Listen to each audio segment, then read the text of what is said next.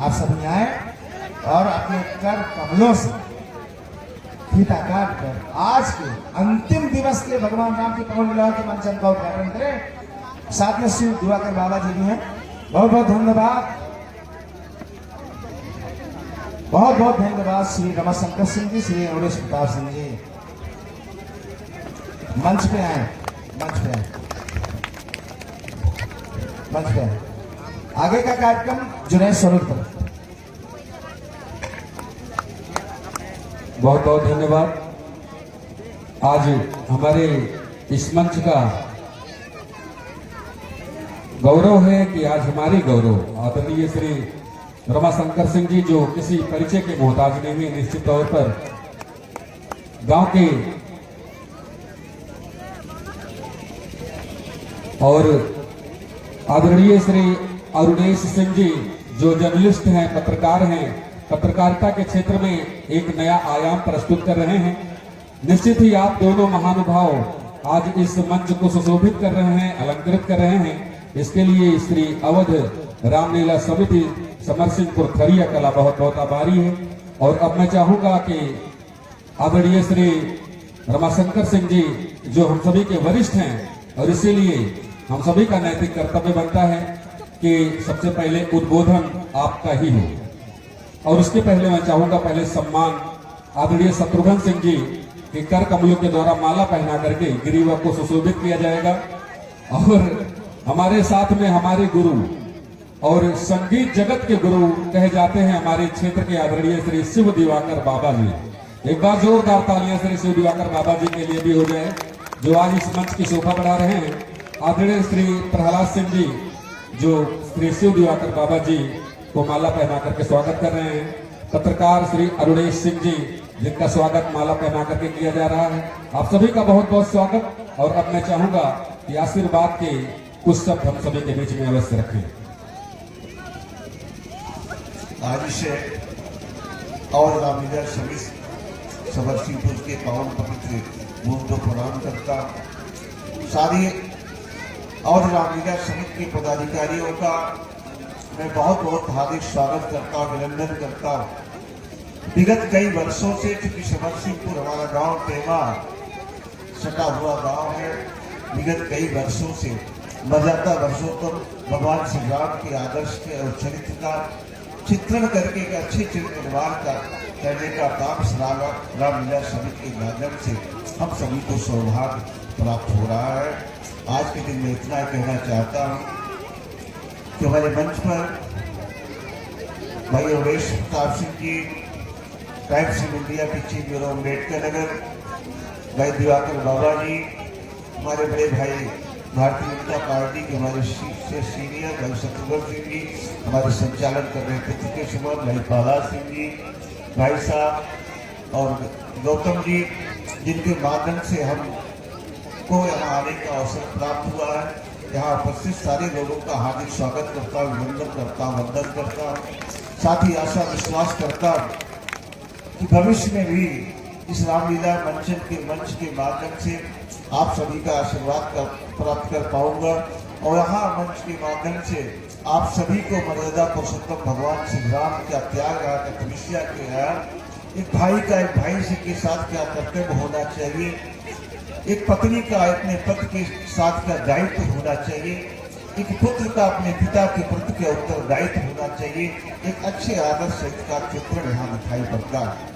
आप सारे लोग जानते हैं, जिस समय महाराजा दशरथ जी को स्थितियां बस मजबूरी बस अपने प्रिय पुत्र राम को 14 वर्ष वनवास जाने के लिए निर्देश दिया गया था।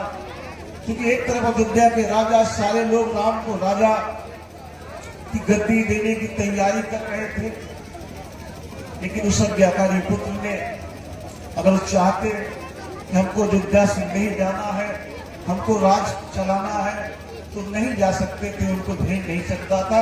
लेकिन उस समय की मर्यादा थी, पिता की आज्ञा पालन करना ही सबसे बड़ा धर्म, सबसे बड़ा कर्म होता था। माता सीता जी को अयोध्या से जाने के लिए, वन जाने के लिए नहीं कहा गया था, लेकिन एक संकट की घड़ी में एक पत्नी का जो उत्तरदायित्व होता, कर्तव्य होता था, माता सीता जी ने सोचा मेरे पति जी जंगल में जगह जगह भटकेंगे तो राजमहल में राज सिंहासन में हमको नींद नहीं आएगी कि विपत्ति के क्षण में विपत के क्षण में पति के साथ देना हमारा कर्तव्य। लक्ष्मण जी को भी नहीं कहा गया था, लेकिन उस समय स्थिति परिस्थिति में भाई को अकेला जंगल में छोड़ने के लिए तैयार नहीं थे।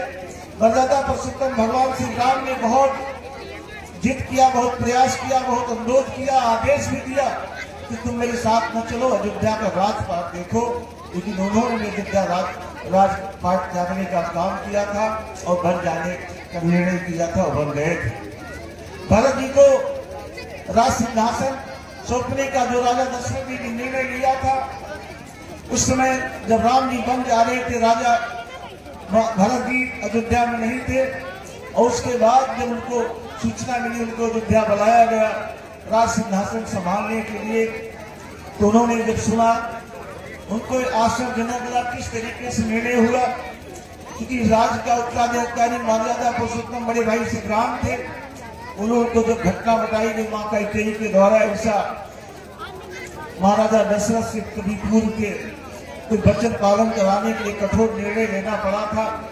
भरत जी ने राजपाट छोड़ के जंगल में जाके अपने भाई को बना करके लाने का प्रयास किए। पूरा राजतंत्र भी उनके साथ गया था, सारे गुरु वशिष्ठ भी गए थे, सारे लोग गए थे, लेकिन उन्होंने मर्यादा पुरुषोत्तम राम के सामने अपनी माता की तरफ से माफी मांगा था और बहुत जिद-जिहाद करने के बाद भी उन्होंने मर्यादा पुरुषोत्तम श्री राम ने कहा कि अगर हम चलेंगे तो हमारे जो पिताजी इस दुनिया में नहीं है, उनकी आज्ञा का उल्लंघन माना जाएगा, जो मेरे कुल खानदान के लिए दाग लग जाएगा।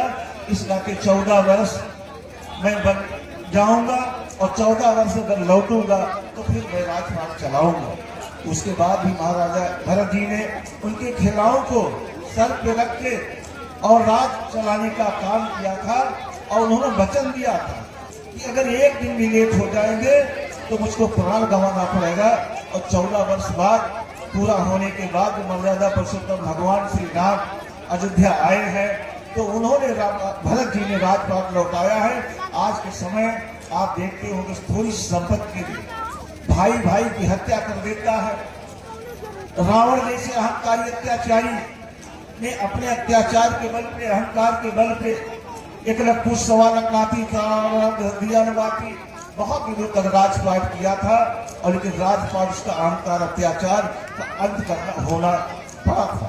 इस नाते मैं आज के दिन इतना कहना चाहता हूँ, इस रामलीला के माध्यम से निश्चित तौर पे भाई का भाई के प्रति क्या त्याग होना चाहिए, क्या उत्तरदायित्व होना चाहिए, ये सब देखने का, सुनने का, सीखने का अवसर रामलीला मंच की तरफ से आप सबको दिखाई जा रहा है, बताया जा रहा है। इसी के साथ अपनी वाणी को विराम देते हुए आप सबका पुनः हार्दिक स्वागत करता हूँ, अभिनंदन करता हूँ। जय हिंद, जय हिंद। और मैं चाहूंगा इसी क्रम में आदरणीय श्री अरुणेश प्रताप सिंह जी जो हमारे बीच में उपस्थित हैं, आपके द्वारा भी कुछ शब्द अवश्य हो। मैं अवध रामलीला के दर्शकों, कलाकारों और मंच पर उपस्थित लोगों को प्रणाम करता हूं। आदरणीय श्री रमाशंकर चाचा आप लोगों को पूरी बात बता ही चुके हैं। आप लोगों से बस मेरा यही निवेदन है कि भगवान श्री राम के आदर्शों को आप लोग अपने जीवन में उतारें और उनके मार्ग को अनुसरण करते हुए जीवन में आगे बढ़ें। क्योंकि रामलीला का समय हो रहा है, 9 बजे से यहाँ शुरू हो जाता है। मैं विशेष आभार प्रकट करता हूँ प्रिय बड़े भैया गौतम जी का, जिन्होंने मुझे आमंत्रित किया है। इससे पहले भी कई बार आ चुका हूँ, तब ये दूसरी जगह होता है। बस मैं इसी वाणी के साथ आप लोगों से निवेदन करना चाहता हूँ, बस भगवान श्री रामचंद्र के आदर्शों को अपने जीवन में उतारें और जीवन को सफल बनाएं। धन्यवाद। बहुत बहुत आभार कि आप महानुभावों ने इस मंच को सुशोभित किया। और निश्चित तौर पर रामायण और महाकाव्य है जिससे हम सभी को बहुत कुछ सीखने को मिलता है। जैसा कि आदरणीय श्री नेताजी ने हम सभी को बताया कि तमाम ऐसे वहां पर प्रसंग हैं छोटे छोटे बिंदु पर अगर हम सभी ध्यान दें तो निश्चित ही हमारे जीवन में बदलाव तो आ ही सकता है। मैं एक पंक्ति के साथ मैं आदरणीय मुख्य अतिथि जी को चाहूंगा कि यथा उचित स्थान जहां पर हमारे अतिथियों के बैठने के लिए बड़ी उचित व्यवस्था की गई है वहां पर बैठेंगे, लेकिन उसके पहले एक पंक्ति कि अगर गुमनाम है कोई उसे एक नाम मिल जाए, अगर गुमनाम है कोई उसे एक नाम मिल जाए और मिले आशीष जिसे आपका उसे पहचान मिल जाए, भला कैसे नहीं उसका मुकद्दर रंग बदलेगा, भला कैसे नहीं उसका मुकद्दर रंग बदलेगा, सुदामा को अगर जो आपसा घनश्याम मिल जाए। एक बार नेताजी के लिए जोरदार तालियां आप सभी लोग अवश्य बजाइए। और अब मैं चाहता हूं कि हमारे समिति के तमाम पदाधिकारीगण, ये देखिए ये बड़ा उदार भाव है। मैं आदरणीय नेताजी के सम्मुख कई बार हमें बोलने का मौका मिलता है, तमाम क्रिकेट के श्रृंखलाओं में, तमाम स्टेज पर। ये प्यार है, आशीर्वाद है जो उन्होंने आज हमको पुरस्कृत किया। मैं धन्यवाद ज्ञापित करता हूं और समिति के सभी सदस्यों से मैं चाहूंगा कि बैठ करके कम से कम कुछ ही देर आप कार्यक्रम का आनंद लें। आदरणीय श्री अरुणेश प्रताप सिंह जी जो